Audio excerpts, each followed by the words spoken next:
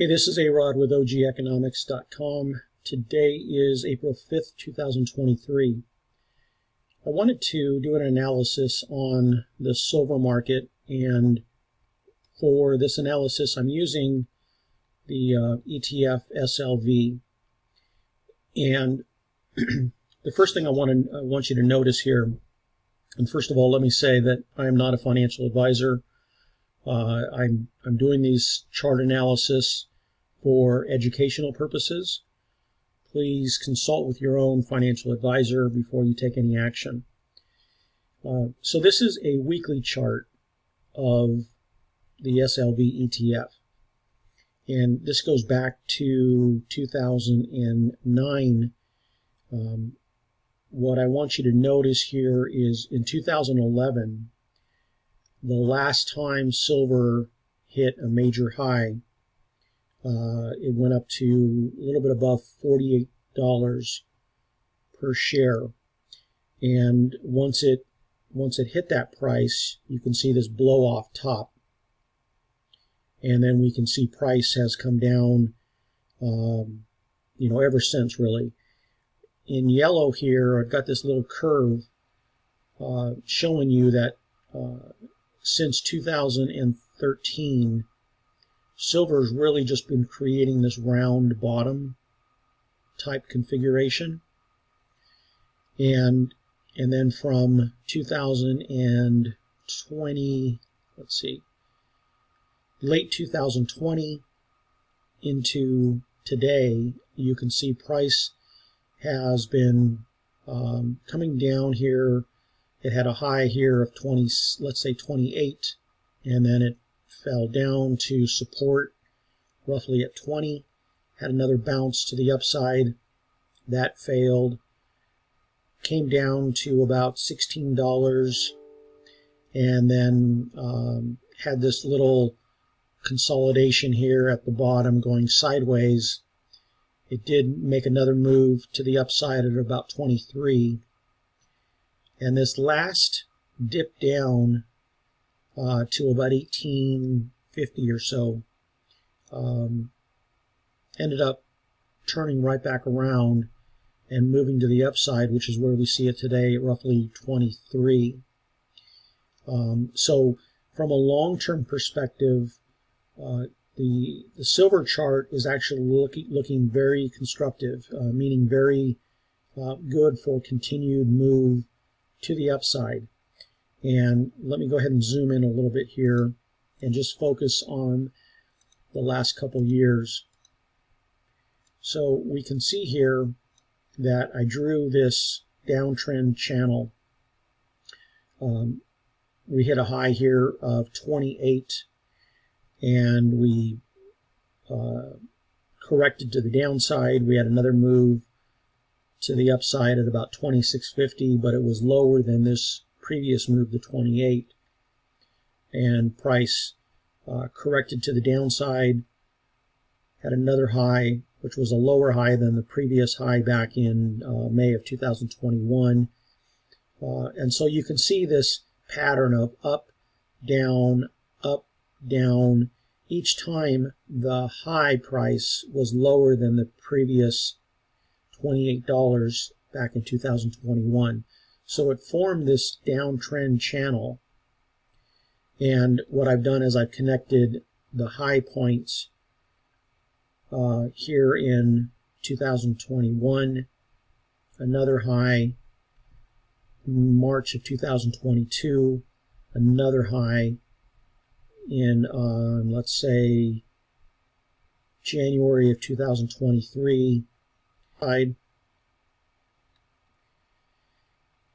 Again here to about 1830 or so, and then we've moved higher. Now what I want you to notice is on this recent move in SLV, it did break above this downtrend line. And so usually what happens is price breaks through the downtrend line, and for this weekly move we have first resistance right around the $24 price, and Price may be able to continue to move higher on this run that we're seeing right now, and then I would expect it to have a pullback, and once it pulls back, it may pull back to as low as 22 or so, and then it would be ready to have another move to the upside to the second resistance, which is right around this $26 price. And then we would see another pullback, and then we would see another move to the upside, testing this $28 price, which is what I consider to be major resistance. So it looks like silver is ready to run, and I think that this is a longer-term run to the upside. There's been a lot of times in the past where silver has moved up and then fallen down. And you can see here we had several of these moves. We move up, move down, move up, move down, move up, move down. And finally we get to a point here where there's enough energy that's being built into the price of silver now. Now, when I say energy, what I mean is actually what's happening in the economy fundamentally that may change the direction of silver for the long term. And one of those trigger events would obviously be the metals, whether it's gold or silver. They usually will run to the upside when there's a lot of concern going on with the economy, with governments. Maybe there's wars occurring, which obviously there is right now with Ukraine. So the metals will move higher when there's a lot of uncertainty going on in the economy, when there's a lot of loss of confidence in the economics, in politics, and in military action. And so when I say energy, I mean that there's enough energy right now going on that can propel silver not only just to the upside temporarily, but in the long run, a huge move in silver to the upside. And I think we're starting to see the beginnings of that.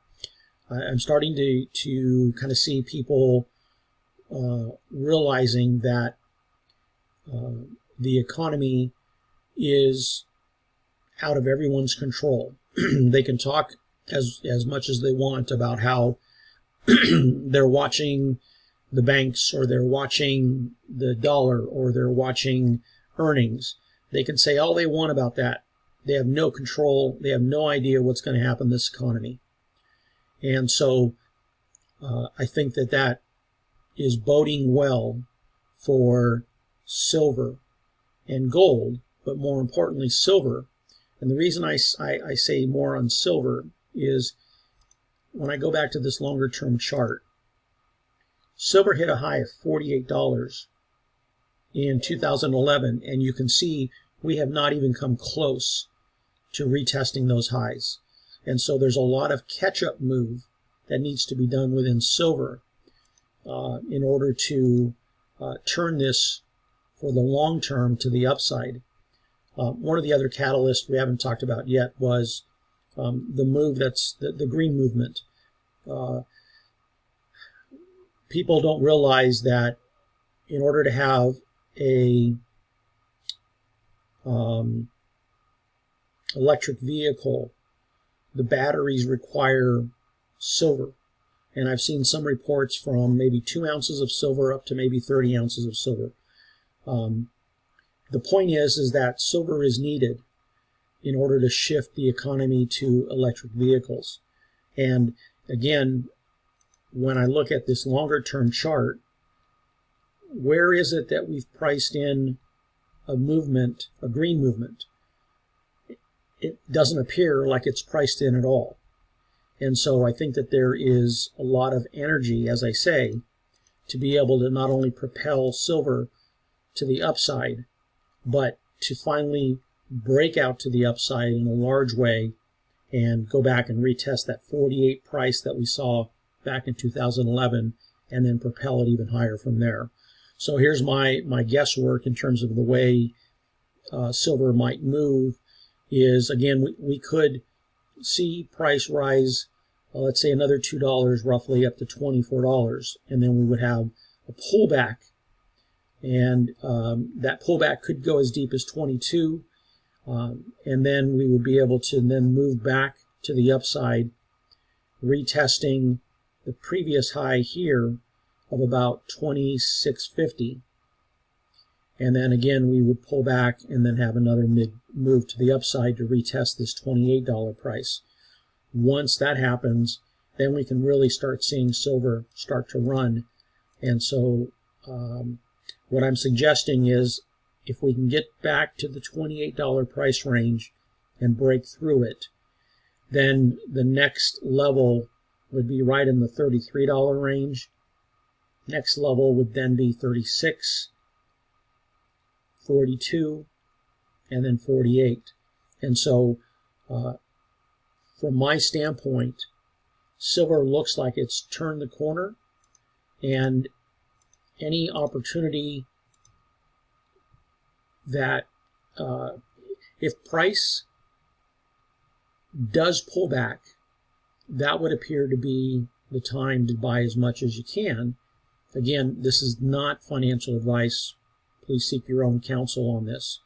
But what I'm suggesting is that if silver has indeed turned to the upside, then anytime price pulls back is when you want to be able to buy it for the longer term. If you're trading it, it's a completely different situation, but the same concept applies. Any pullback in prices in the short term or in the long term would be buying opportunities. So at this point, that's what I'm seeing. And if you have any questions, please let me know. Appreciate your time and spending a few minutes of your day with me. And if you have any questions or if you want to see some other charts, please let me know, and I'll go ahead and provide those for you. Good luck today, and have a great day.